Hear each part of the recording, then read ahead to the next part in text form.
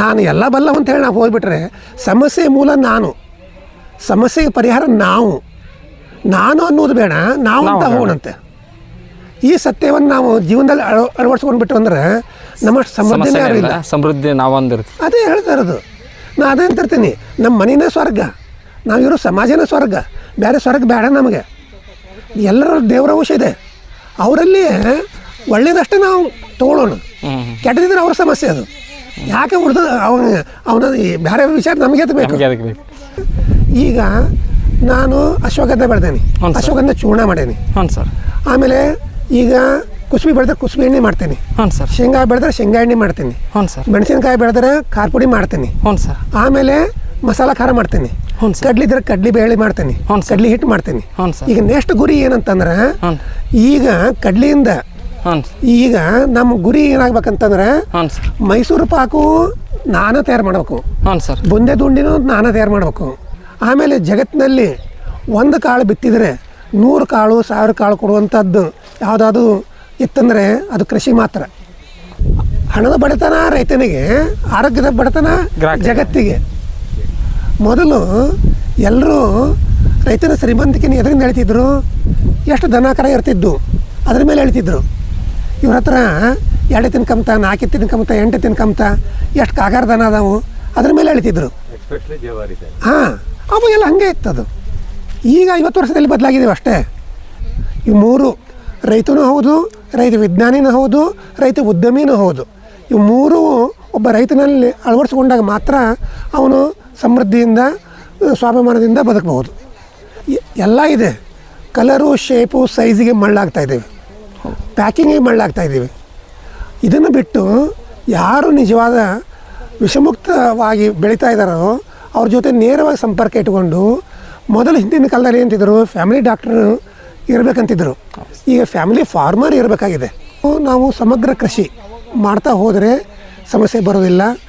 ಆಮೇಲೆ ಮೌಲ್ಯವರ್ಧನೆ ಮಾಡೋದರಿಂದ ಮತ್ತೆ ನಾವು ಸದೃಢ ಆಗ್ತೀವಿ. ಅದನ್ನು ಆಮೇಲೆ ನೇರವಾಗಿ ಮಾರಾಟ ಮಾಡೋದರಿಂದ ಮತ್ತಷ್ಟು ಗಟ್ಟಿ ಆಗ್ತೀವಿ ನಾವು. ನಮಸ್ತೆ, ಅಗ್ರಿಬ್ಯಾಂಡ್ ಯೂಟ್ಯೂಬ್ ಚಾನಲ್ಗೆ ಸ್ವಾಗತ. ಇವತ್ತು ನಾನು ಒಬ್ಬ ರೈತ ಒಂದು ಸ್ಟೇಬಲ್ ಆಗಿ ಒಂದೇ ಎಕರೆದಲ್ಲೇ ಬದುಕಬೇಕು, ಅದು ಯಾವ ಥರ ಬದುಕಬಹುದು ಮತ್ತು ಅದರಲ್ಲಿ ಯಾವ ಥರ ಬೆಳೆ ಬೆಳೆದ್ರೆ ಸಾಧ್ಯ ಐತಿ, ಆ ಬೆಳೆನ ಯಾವ ಥರ ಮೌಲ್ಯವರ್ಧನೆ ಮಾಡಬೇಕಾಗುತ್ತೆ, ಈ ವಿಷಯ ನಾವು ತಿಳ್ಕೊಬೇಕಂದ್ರೆ ನಮ್ಮ ಚಾನಲ್ಗೆ ಯಾರು ಸಬ್ಸ್ಕ್ರೈಬ್ ಆಗಿ ಲೈಕ್ ಕೊಡೋದು, ಕಮೆಂಟ್ ಮಾಡೋದು, ಶೇರ್ ಮಾಡೋದು ಮರಿಬೇಡ್ರಿ. ಇಲ್ಲೊಬ್ಬರು ಅತ್ಯದ್ಭುತ ರೈತರು, ಹಿರಿಯರು, ಅವರು ಇವತ್ತು ಸಾಕಷ್ಟು ಅನುಭವ, ಅವರು ಒಂದು ಎಕರೆದಲ್ಲಿ ಯಾವ ಥರ ಸ್ಟೇಬಲ್ ಆಗಿ ನಾವು ಬದುಕ್ಬೋದು ಅಂತ ಅವ್ರು ಒಂದು ಕಾನ್ಸೆಪ್ಟ್ನಲ್ಲಿ ಹೇಳ್ತಾರೆ. ಅವ್ರು ಯಾರು, ಅವ್ರ ಜೊತೆಗೆ ಮಾತಾಡ್ಕೊತ ಹೋಗೋಣ. ಸರ್ ನಮಸ್ತೆ. ನಮಸ್ಕಾರ ಸರ್, ನಿಮ್ಮ ಹೆಸರು ಮತ್ತು ವಿಳಾಸ? ನಾನು KS ಪಾಟೀಲ್ ಅಂಥೇಳಿ, ನಮ್ಮ ಖುದ್ದೂರು ಗದಗ ತಾಲೂಕು ಕೋಟುಮಚಗಿ ಅಂಥೇಳಿ. ಮೊದಲು 15 ವರ್ಷ ಇಂಡಿಯನ್ ಏರ್ಫೋರ್ಸಲ್ಲಿದ್ದೆ. ಸರ್, ನೀವು ಸೈನಿಕರು? ಹಾಂ, 22 ವರ್ಷ LIC ಆಫ್ ಇಂಡಿಯಾದಲ್ಲಿದ್ದೆ. ಈಗ ಒಂದು 15 ವರ್ಷದಿಂದ ನಾನು ಸಾವಯವ ರೈತ, ನಾನು ಒಣಬೇಯಿಸದ ರೈತ. ಈಗ ಇದರ ಬಗ್ಗೆ ಕೃಷಿ ಬಗ್ಗೆ ಯಾಕೆ ಆಸಕ್ತಿ ಹುಟ್ಟಂತಂದರೆ, ನಾನು ನೌಕರಿ ಮಾಡ್ತಾ ಇದ್ದಾಗ ಎಲ್ಲರೂ ಹೇಳೋರು, ರೈತರು ನಮ್ಮ ಮಕ್ಕಳು ಇನ್ನು ಮೇಲಿಂದ ಮುಂದಿನ ಪೀಳಿಗೆ ಕೃಷಿ ಮಾಡಬಾರ್ದು, ಅವ್ರು ಇದರಲ್ಲಿ ಮುಂದುವರಿಬಾರ್ದು ಅಂತ ಹೇಳೋದು ಕೇಳಿ ನನಗೆ ಸಂಕಟ ಆಗ್ತಾಯಿತ್ತು.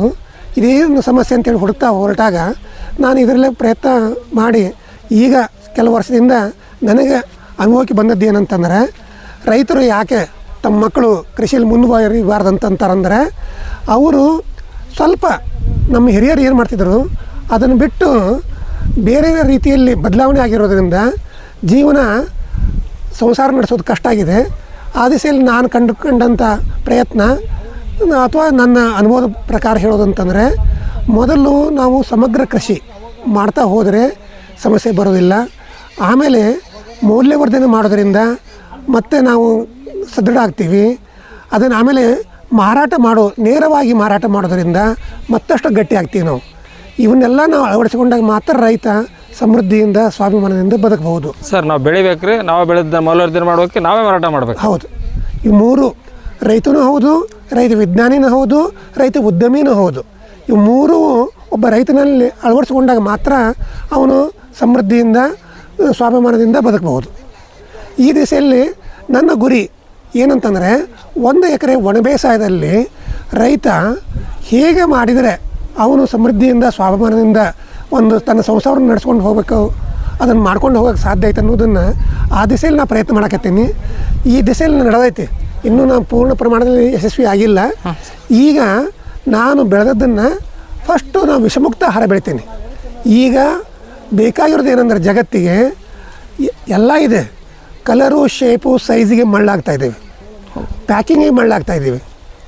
ಇದನ್ನು ಬಿಟ್ಟು ಯಾರು ನಿಜವಾದ ವಿಷಮುಕ್ತವಾಗಿ ಬೆಳೀತಾ ಇದ್ದಾರೋ ಅವ್ರ ಜೊತೆ ನೇರವಾಗಿ ಸಂಪರ್ಕ ಇಟ್ಕೊಂಡು, ಮೊದಲು ಹಿಂದಿನ ಕಾಲದಲ್ಲಿ ಅಂತಿದ್ರು ಫ್ಯಾಮಿಲಿ ಡಾಕ್ಟ್ರು ಇರಬೇಕಂತಿದ್ರು.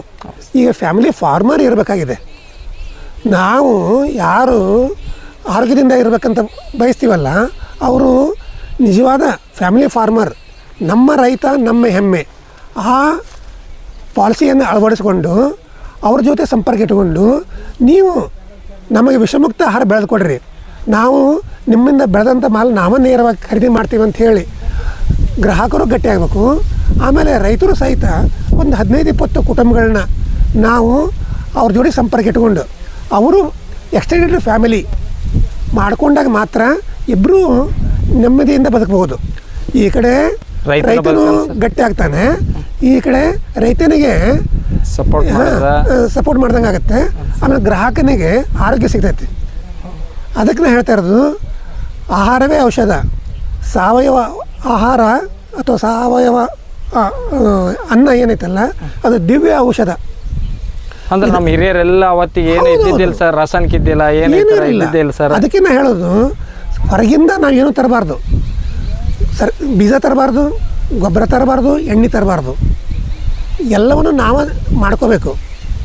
ನಮ್ಮ ಹೊಲದಾಗ ನಮ್ಮ ಮನ್ಯಾಗ ಮಾಡ್ಕೋಬೇಕು. ನಾವು ಮೊದಲು ಎಲ್ಲರೂ ರೈತನ ಶ್ರೀಮಂತಿಕೆನ ಎದರಿಂದ ಹೇಳ್ತಿದ್ರು, ಎಷ್ಟು ದನ ಕರ ಇರ್ತಿದ್ದು ಅದ್ರ ಮೇಲೆ ಹೇಳ್ತಿದ್ರು. ಇವ್ರ ಹತ್ರ 2 ಎತ್ತಿನ ಕಮ್ತ, 4 ಎತ್ತಿನ ಕಮ್ತ, 8 ಎತ್ತಿನ ಕಮ್ತ, ಎಷ್ಟು ಕಾಗಾರ ದನ ಅದಾವು ಅದ್ರ ಮೇಲೆ ಹೇಳ್ತಿದ್ರು. ಹಾಂ, ಅವಾಗೆಲ್ಲ ಹಂಗೆ ಇತ್ತದು. ಈಗ 50 ವರ್ಷದಲ್ಲಿ ಬದಲಾಗಿದ್ದೀವಿ ಅಷ್ಟೇ. ಹೀಗಾಗಿ ಇಷ್ಟು ಅದು ಏನು ಚಕ್ರ ಇತ್ತಲ್ಲ, ಜೀವನ ಚಕ್ರ ಅಷ್ಟು ಸರಳ ಇತ್ತು. ನಾವು ಅದನ್ನು ಜೀವನ ಚಕ್ರವನ್ನು ಕಟ್ ಮಾಡಿದ್ರಿಂದ ನಮಗೆ ಈಗ ಬಡತನ ಬಂದಿರೋದು. ಆರೋಗ್ಯದ ಬಡತನ, ಹಣದ ಬಡತನ ರೈತನಿಗೆ, ಆರೋಗ್ಯದ ಬಡತನ ಜಗತ್ತಿಗೆ. ಇದನ್ನು ಅರ್ಥ ಮಾಡ್ಕೋಬೇಕಾಗಿದೆ ನಮಗೆ. ಮುಖ್ಯವಾಗಿ ನಾವು ಮೊದಲು ಏನು ಮಾಡ್ತಿದ್ರು, ಮೊದಲ ಮುಂಗಾರಿಗೆ ಎಷ್ಟು ಬೇಕು 8-10 ಬೆಳೆ ಎಲ್ಲನೂ ತಾವೇ ಬೆಳ್ಕೊತಿದ್ರು. ಹಿಂಗಾರಿಗೆ ಏನು ಬೇಕಾಗ್ತಿದ್ದು ಅಷ್ಟು ತಾವೇ ಬೆಳ್ಕೊತಿದ್ರು. ಆಮೇಲೆ ತಮಗೆ ಬೆಳಿಲಿಕ್ಕಂತಂದ್ರೆ ಮತ್ತೊಬ್ಬರ ಕಡೆಯಿಂದ, ನಮ್ಮ ಹತ್ರ ಅವಾಗ ಗೋಧಿ ಬೆಳೆಯೋ ಹೊಲ ಬೇರೆ ಇತ್ತು, ಈಗ ಹತ್ತಿ ಬೆಳೆಯೋ ಹೊಲ ಬೇರೆ ಇದ್ದು. ಆವಾಗ ನನ್ನ ಹತ್ರ ಗೋಧಿ ಬೆಳೆಯೋ ಹೊಲ ಇಲ್ಲ ಅಂತಂದರೆ ನಾ ಗೋಧಿ ಯಾರ ಜೋಡಿ ಮುಯ್ಯ ಮಾಡ್ಕೊತಿದ್ವಿ, ಅಥವಾ ಅವ್ರ ಜೋಡಿ ನಾ ತೊಗೊತಿದ್ವಿ, ನಮ್ಮ ಮಾಲ್ ಅವ್ರಿಗೆ ಕೊಡ್ತಿದ್ವಿ. ಹಾಂ, ಕೊಡ್ತುಗಳು ಮಾಡ್ತಿದ್ವಿ.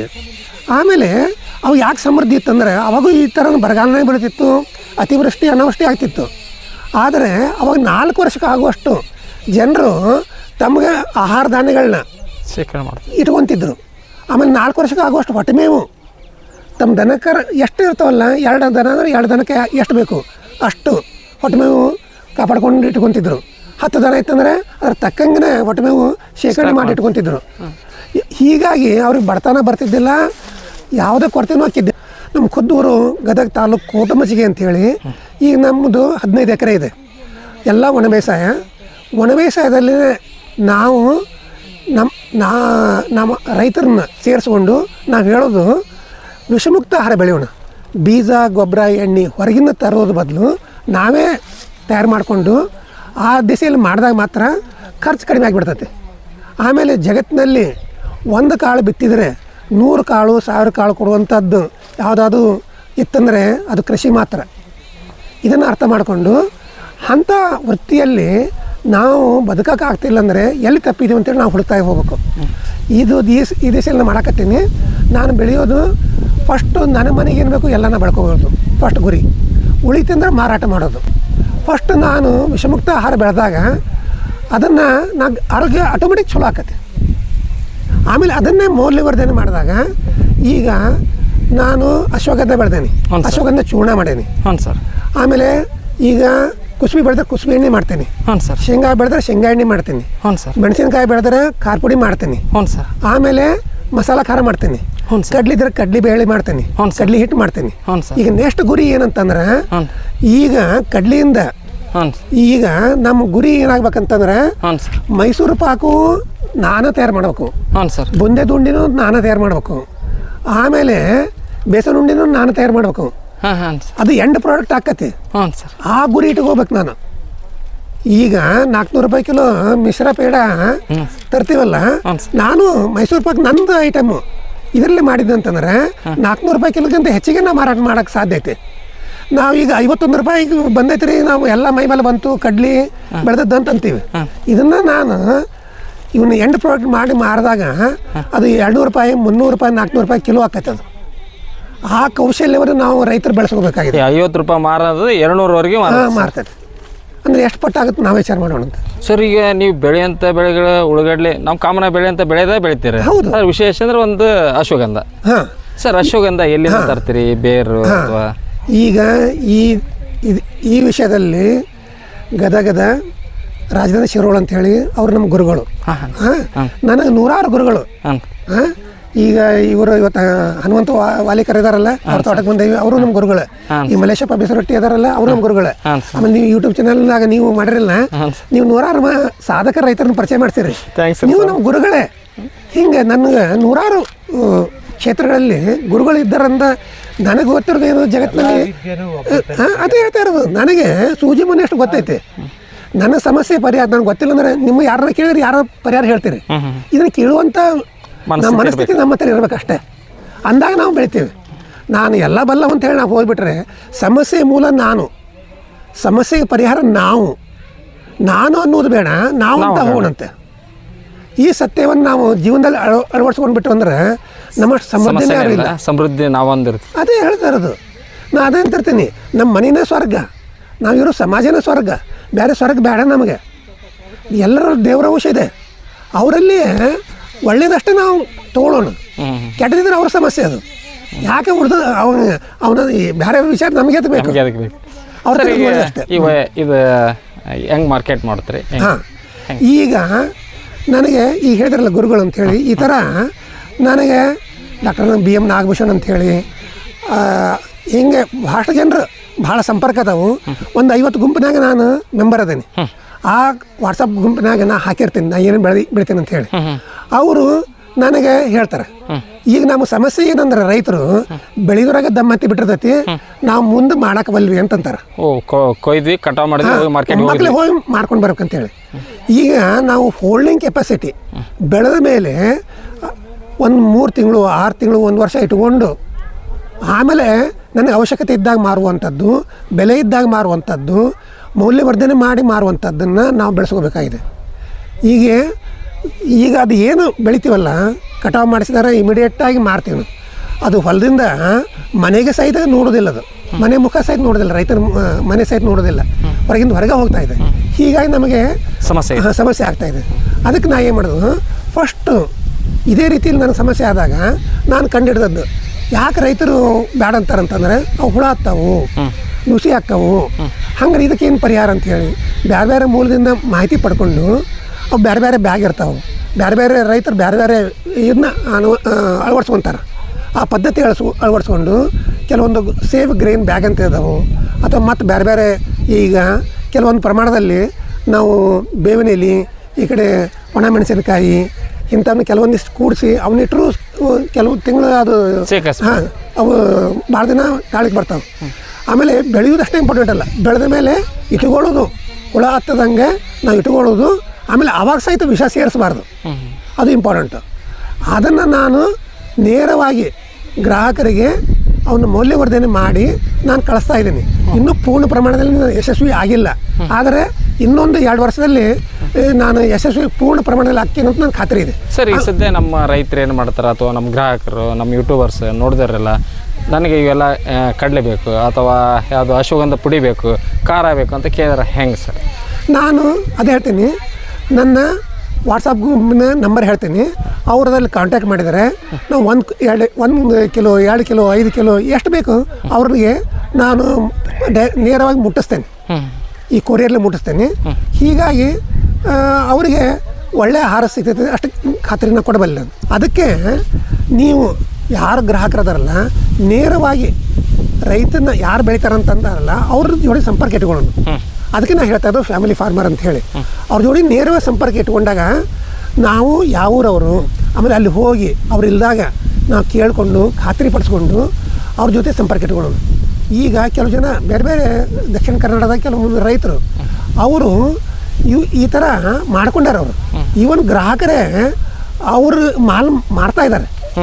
ಈಗ ಒಬ್ಬರು ಏನು ಖಜೂರದ ಹಣ್ಣು ಅವರು ಅದೊಂದು ಸೀಸನ್ದಾಗ ನೇರವಾಗಿ ಗ್ರಾಹಕರನ್ನ ತಮ್ಮ ತೋಟಕ್ಕೆ ಕರೆಸ್ತಾರೆ. ಅವ್ರು ಒಂದು ಹಣ್ಣು ಸ್ಯಾಂಪಲ್ ತಿನ್ಬೋದು, ಉಳ್ಕಿದನ್ನು ತಾವ ತೂಕ ಮಾಡ್ಕೊಂಡು ತಾವ ಮಾರಾಟ ಮಾಡ್ಕೊಂಡು ತಾವ ರೊಕ್ಕ ಇಟ್ಟು ಹೋಗ್ತಾರೆ. ಹಂಗೆ ನಾವು ವಿಶ್ವಾಸ ಬರ್ಬೇಕು. ನಾವು ಆ ಥರ ಇರೋಣಂತೆ. ಆಮೇಲೆ ಈ ಗ್ರಾಹಕರ ನಡುವೆ ಸಂಪರ್ಕ ಐತಲ್ಲ, ಇದು ಜೀವನ ಪರ್ಯಂತ ಇರಬೇಕು. ಇದು ಒಂದು ಮಾಲು ಇವತ್ತು ಕೊನೆ ಆಗಬಾರ್ದು, ಒಂದು ದಿವಸಕ್ಕೆ ಇದು ಮಾರೋತ್ಲೇ ನನ್ನ ಕೆಲಸ ಅವ್ರದ್ದು ಸಂಪರ್ಕ ಕಡಿತ ಆಗಬಾರ್ದು. ಇದು ಇಂಪಾರ್ಟೆಂಟ್.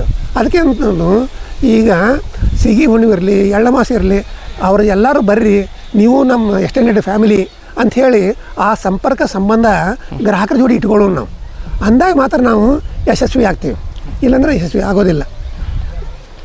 ಸರ್ ನೋಡ್ರಿ ಸ್ನೇಹಿತರೆ, ಇವತ್ತು ಒಂದು ಅದ್ಭುತ ಮಾತಂತ ಹೇಳ್ಬೋದು. ಒಳ್ಳೆ ಹಿರಿಯರು ಇವರು ಸುಮಾರು ವರ್ಷ ಒಂದು ಆರ್ಮಿಲಿ ಕೆಲಸ ಮಾಡಿಕೊಂಡು ಮತ್ತು LICಯಲ್ಲಿ ಕೆಲಸ ಮಾಡಿಕೊಂಡು ಇವತ್ತು ನಾವು ಮತ್ತೆ ಮೂಲ ಯಾವುದು ರೈತರಾಗೆ ನಾವು ವಾಪಸ್ ಬರ್ತೀವಿ, ರೈತರಾಗಿ ಇರ್ತೀವಿ ಅಂತ ಹೇಳ್ತಾರೆ. ಜೊತೆಗೆ ಅವ್ರು ಏನಂತಾರೆ, ರಾಜೇಂದ್ರ ಶಿರೋಳ ಸರ್ ಅವರ ಅನುಭವದ ಮತ್ತು ಅವರ ಮಾಹಿತಿ ಪ್ರಕಾರ ನಾನು ಅಶ್ವಗಂಧ ಬೆಳಿತೀನಿ. ಜೊತೆಗೆ ನಮ್ಮಲ್ಲಿ ಕಾಮನಾಗಿ ನಾವು ಬೆಳಿತೀವಿ. ಅದು ಶೇಂಗಾ ಆಗಿರ್ಬೋದು, ಉಳ್ಳಾಗಡ್ಡೆ ಆಗಿರ್ಬೋದು, ಅಗಸೆ ಆಗಿರ್ಬೋದು, ಇವೆಲ್ಲ ಅವ್ನು ನಾನು ಮೌಲ್ಯವರ್ಧನೆ ಮಾಡ್ತೀನಿ, ಮಾರಾಟ ಮಾಡ್ತೀನಿ. ನನ್ನ ಹತ್ರ ನೀವು ಯಾವಾಗ ಸಂಪರ್ಕ ಮಾಡ್ಬೋದು ಅಂದ್ರೆ ನನ್ನ ನಂಬರ್ ನಿಮಗೆ ಕೊಡ್ತೀನಿ. ಆದಷ್ಟು ವಾಟ್ಸಪ್ ಮುಖಾಂತರ ನೀವು ನಮ್ಮನ್ನು ಸಂಪರ್ಕಿಸಿ ಅಂತ ಹೇಳ್ತೀನಿ.